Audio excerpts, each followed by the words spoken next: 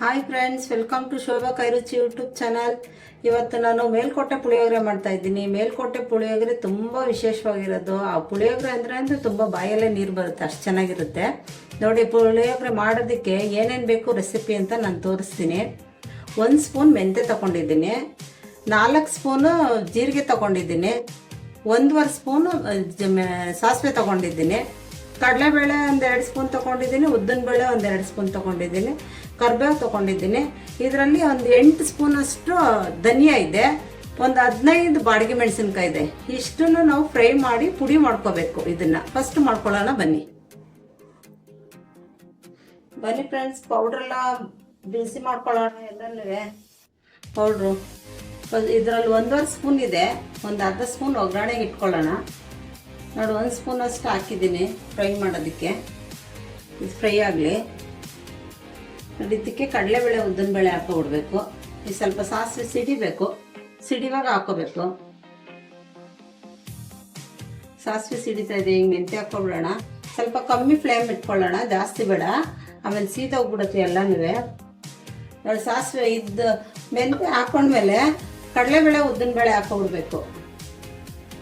ಕಡಲೆಬೇಳೆ ಉದ್ದಿನಬೇಳೆ ಮತ್ತು ಕರಿಬೇವು ಇದೆಲ್ಲ ಹಾಕೊಂಡು ಸ್ವಲ್ಪ ಚೆನ್ನಾಗಿ ಫ್ರೈ ಮಾಡ್ಕೋಬೇಕು. ಕಮ್ಮಿ ಫ್ಲೇಮಲ್ಲೇ ಹುರ್ಕೊಳ್ಳಿ. ಇದನ್ನು ಜಾಸ್ತಿ ಫ್ಲೇಮಲ್ಲಿ ಹುರ್ಕೊಂಡ್ರೆ ಸೀದೋಗ್ಬಿಡುತ್ತೆ, ಅದರಿಂದ ಹೇಳ್ತಿರೋದು. ಯಾಕಂದ್ರೆ ನಾವು ಮನೆಗೆ ಅಂದರೆ ಎಲ್ಲ ಸ್ವಲ್ಪನೇ ಮಾಡ್ಕೋತೀವಲ್ವಾ, ಸ್ವಲ್ಪ ಮಾಡ್ಕೊಳ್ಳೋದ್ರಿಂದ ನಾವು ಸ್ವಲ್ಪ ಕಮ್ಮಿ ಫ್ಲೇಮಲ್ಲೇ ಹುರಿತಾ ಇದ್ರೆ ಚೆನ್ನಾಗಿರುತ್ತೆ. ಇದಕ್ಕೆ ಎಣ್ಣೆ ಯಾಕೆ ಹುರಿಯೋದು ಬೇಕಾಗಿಲ್ಲ, ಹಿಂಗೆ ಡ್ರೈಯಾಗೆ ಹುರ್ಕೋಬೋದು. ಇದನ್ನು ಈ ಸಾಂಬಾರು ಪುಡಿ, ವಾಂಗಿಬಾತ್ ಪೌಡ್ರು ಅದೆಲ್ಲ ಮಾಡಿದ್ರೆ ಒಂದು 2 ತಿಂಗ್ಳಿಗೆ ಮಾಡ್ತೀವಲ್ವಾ, ಅದಕ್ಕೆ ಒಂಚೂರು ಎಣ್ಣೆ ಹಾಕಿ ಹುರಿದು ಮಾಡಿಕೊಂಡ್ರೆ ಚೆನ್ನಾಗಿರುತ್ತೆ ಅಂತ ಮಾಡೋದು. ಇದಕ್ಕೆ ಮತ್ತೆ ಗೊಜ್ಜಿಗೆ ನಾವು ಇದು ಹಾಕ್ಬಿಡ್ತೀವಲ್ಲ, ಇದಕ್ಕೇನು ಎಣ್ಣೆ ಹಾಕಷ್ಟು ಬೇಕಾಗಿಲ್ಲ. 4 ಸ್ಪೂನ್ ಇದೆ ಇದು ಜೀರಿಗೆ. ಇದೊಂದು 8 ಸ್ಪೂನ್ ಅಷ್ಟಿದೆ, ಸ್ಪೂನ್ ಲೆಕ್ಕದಲ್ಲಿ 8 ಸ್ಪೂನ್ ಇದೆ. 16 ಬ್ಯಾಡಗೆ ಮೆಣಸಿನ್ಕಾಯಿ ಹಾಕ್ಕೊಂಡಿದ್ದೀನಿ. ನಾವು ಸ್ವಲ್ಪ ಖಾರ ತಿಂತೀವಿ ಅನ್ನೋದ್ರಿಂದ 5 ಗುಂಟೂರು ಮೆಣಸಿನ್ಕಾಯಿ ಹಾಕ್ಕೊಂಡಿದ್ದೀನಿ. ನೋಡಿ ಫ್ರೆಂಡ್ಸ್, ಮೆಣಸಿನ್ಕಾಯಿ ಹಾಕೋತಾ ಇದ್ದೀನಿ. ಇದು ಬ್ಯಾಡಗೆ ಮೆಣಸಿನ್ಕಾಯಿ. ಇದನ್ನ ಸ್ವಲ್ಪ ಚೆನ್ನಾಗಿ ಹುರ್ಕೋಬೇಕು. ಈ ಮೆಣಸಿನ್ಕಾಯಿ ಜಾಸ್ತಿ ಹುರ್ಕೊಳ್ಳೋದು ಬೇಕಾಗಿರಲ್ಲ, ಅದು ಹುರಿದಿರೋದೇ ತಾನೇ. ಅದು ಎಲ್ಲ ಒಣಗಿರೋದಂದ್ಮೇಲೆ ಅದು ಫುಲ್ ಡ್ರೈ ಆಗಿರುತ್ತೆ. ಅದನ್ನೇನು ಹುರ್ಕೊಂಡು ಕುತ್ಕೋಬೇಕು ಅನ್ನೋ ಅವಶ್ಯಕತೆ ಇಲ್ಲ. ಇದು ಹಾಕಿ 1-2 ನಿಮಿಷ 3 ನಿಮಿಷಕ್ಕೆ ಆಫ್ ಮಾಡಿಬಿಡ್ಬೇಕು. ಇದನ್ನು ನಾವು ಪೌಡ್ರ್ ಮಾಡ್ಕೋಬೇಕು ಅಂದರೆ ಇದು ಸ್ವಲ್ಪ ಆರಬೇಕು. ಮಾಡ್ಕೊಳ್ಳೋಣ, ಇದು ಆರಲಿ. ನೋಡಿ ಫ್ರೆಂಡ್ಸ್, ಪುಳಿಯೋಗರೆ ಪೌಡ್ರ್ ರೆಡಿಯಾಗಿದೆ, ರುಬ್ಕೊಬಂದಿದ್ದೀನಿ. ಇದು ಒಗ್ಗರಣೆ ಹಾಕೊಳ್ಳೋಣ ಬನ್ನಿ. ಒಗ್ಗರಣೆಗೆ ಏನೇನು ಬೇಕು ಅಂತ ತೋರಿಸ್ತೀನಿ ನೋಡಿ. ನೋಡಿ ಫ್ರೆಂಡ್ಸ್, ಇದು ಪುಳಿಯೋಗರೆಗೆ ಒಂದು ಒಗ್ಗರಣೆ ಕೊಟ್ಕೋಬೇಕಲ್ವ. ಒಗ್ಗರಣೆಗೆ ಕಡಲೆ ಬೀಜ, ಉದ್ದಿನಬೇಳೆ, ಕಡಲೆಬೇಳೆ, ಕರಿಬೇವು, ಸ್ವಲ್ಪ ಎಳ್ಳು ಹಾಕಲ್ಲ ಇದಕ್ಕೆ, ಅಯ್ಯಂಗಾರು ಇದ್ರ ಪುಳಿಯೋಗರೆಗೆ.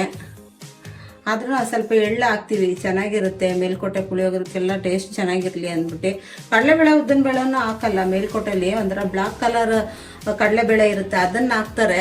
ಅದಾದರೆ ನಾವು ಇವಾಗ ಬ್ಲಾಕ್ ಕಲರ್ ಉದ್ದಿನಬೇಳೆ ಇಲ್ಲ ಅನ್ನೋರು ಇದನ್ನು ಹಾಕೋಬೋದು. ಕಡಲೆಬೇಳೆನ ಒಣಗಿದ ಮೆಣಸಿನ್ಕಾಯಿ ಹಾಕ್ಕೋತಾ ಇದ್ದೀನಿ, ಎಳ್ಳು ಹಾಕ್ಕೋತಾ ಇದ್ದೀನಿ. ಇದು ರುಚಿಗೆ ತಕ್ಕಷ್ಟು ಉಪ್ಪು ಒಂದಿನ ಬೆಲ್ಲ, ಇದು ಸಾರಿ.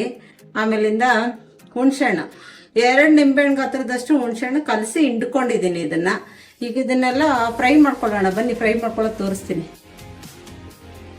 ಬನ್ನಿ ಫ್ರೆಂಡ್ಸ್. ಪುಳಿಯೋಗರೆಗೆ ಒಂದು ಒಗ್ಗರಣೆ ಕೊಟ್ಕೊಳ್ಳೋಣ. ಒಗ್ಗರಣೆಗೆ ಎಣ್ಣೆ ಹಾಕೋಬೇಕು. ನೋಡಿ, ಇದರಲ್ಲಿ 1 ಬಟ್ಲೆ ಎಣ್ಣೆ ತೊಗೊಂಡಿದ್ದೀನಿ. ಅದ್ರ 1 ಬಟ್ಲು ಹಾಕಲ್ಲ, ಒಂದು ಅರ್ಧ ಹಾಕೋತೀನಿ ಅಷ್ಟೇ. ಒಂದು ಅರ್ಧ ಅಂದರೆ ಒಂದು 7-8 ಸ್ಪೂನಷ್ಟು ಹಾಕೋತೀನಿ. ಪುಳಿಯೋಗರೆಗೆ ಒಂಚೂರು ಎಣ್ಣೆ ಜಾಸ್ತಿ ಇರಬೇಕು, ಅದಕ್ಕೋಸ್ಕರ ಹಾಕ್ತಾಯಿದ್ದೀನಿ. ಸ್ವಲ್ಪ ಕಾಯಿಲಿದು. ಫಸ್ಟ್ ಸಾಸಿವೆ ಹಾಕೊಳ್ಳೋಣ ಫ್ರೆಂಡ್ಸ್, ಎಣ್ಣೆ ಕಾಯ್ದಿದೆ. ಕರಿಬೇವು ಹಾಕೊಳ್ಳೋಣ. ನೋಡಿ, ಕಡಲೆ ಬೀಜ ಹಾಕೊಳ್ಳೋಣ.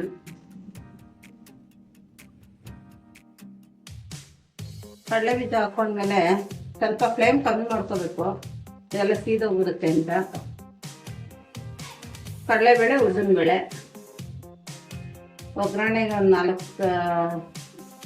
ಮೆಣಸಿನ್ಕಾಯಿ ಕಟ್ ಮಾಡಿ ಇಟ್ಕೊಂಡಿದ್ದೀನಿ. ಇದೆಲ್ಲ ಫ್ರೈ ಮಾಡಿ ಸಪ್ರೇಟಾಗಿ ಎತ್ಕೊಂಡ್ಬಿಡ್ಬೇಕು ಇದನ್ನು.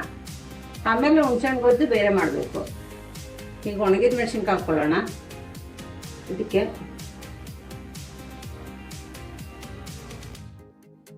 ಎಳ್ಳು ಲಾಸ್ಟಲ್ಲಿ ಹಾಕೊಳ್ಳೋಣ ಫ್ರೆಂಡ್. ಇದು ಯಾಕಂದ್ರೆ ಇಲ್ಲ ಫಸ್ಟೇ ಹಾಕ್ಬಿಟ್ರೆ ಕಪ್ಪಗಾಗ್ಬಿಟ್ಟು ಸೀದೋಗ್ಬಿಡುತ್ತೆ. ಅದಕ್ಕೆ ಲಾಸ್ಟಲ್ಲಿ ಹಾಕೊಂಡು ನೋಡಿ ಈ ಥರ ಫ್ರೈ ಮಾಡಿ ಎಲ್ಲ ಎತ್ತಿಟ್ಕೊಳ್ಬೇಕು. ಕಡಲೆ ಬೀಜ ಎಳ್ಳು ಎಲ್ಲ ಫ್ರೈ ಮಾಡಿದ್ದೀವಲ್ಲ, ಇದೆಲ್ಲ ಹಿಂಗೆ ಸಪ್ರೇಟಾಗಿ ಎತ್ಕೊಳ್ಬೇಕು. ಮಿಕ್ಸಲ್ಲಿ ಮಾಡ್ಕೋಬೇಕು ಇದೆಲ್ಲ. ನೋಡಿ ಅನ್ನ ಮಿಕ್ಸ್ ಮಾಡ್ತೀವಲ್ವಾ, ಅವಾಗ ಹಾಕೋಬೇಕು. ಗೊಜ್ಜೆಲ್ಲ ಮಾಡಿದ್ಮೇಲೆ ಪೌಡ್ರೆಲ್ಲ ಹಾಕೋಬಿಟ್ರೆ ಚೆನ್ನಾಗಿರುತ್ತೆ. ಇದೇ ಒಗ್ಗರಣೆಗೆ ಹುಣಸೆಹಣ್ಣು ಹಾಕೋಬಿಡೋಣ.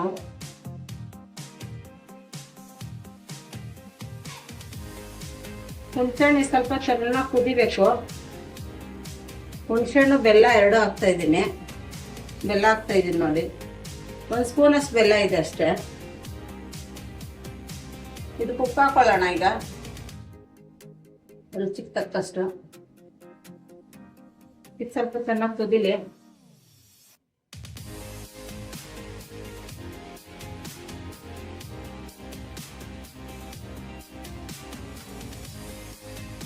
ಅರಿಶಿನ ಪುಡಿ ತೋರಿಸುತ್ತಿಲ್ಲ ಫ್ರೆಂಡ್ಸ್, 1 ಕಾಲು ಸ್ಪೂನಷ್ಟು ಅರಿಶಿನ ಪುಡಿ ಹಾಕ್ತೀನಿ. ಇದಕ್ಕೆ ಉಪ್ಪೆಲ್ಲ ಹಾಕಿದ್ದೀನಿ. ಸ್ವಲ್ಪ ಚೆನ್ನಾಗಿ ಕುದಿಬೇಕಿದು.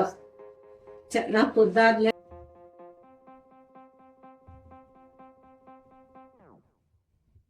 ಫ್ರೆಂಡ್ಸ್ 1 4 ಸ್ಪೂನಷ್ಟು ತೊಗೊಂಡಿದ್ದೀನಿ ಪೌಡ್ರು.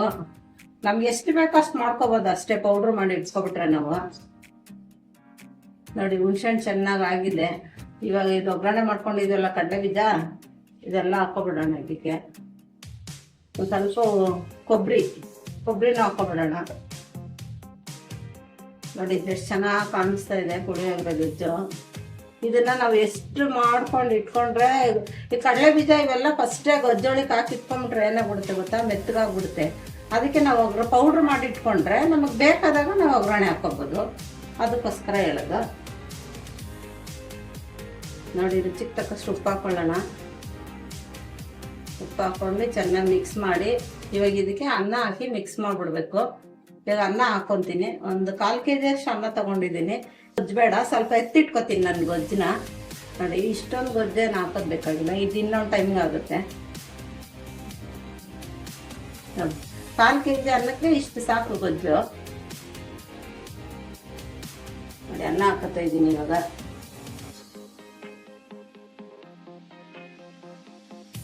ಅನ್ನ ಹಾಕೊಂಡು ಮಿಕ್ಸ್ ಮಾಡ್ಕೊಬೇಕು ನೀಟಾಗಿ.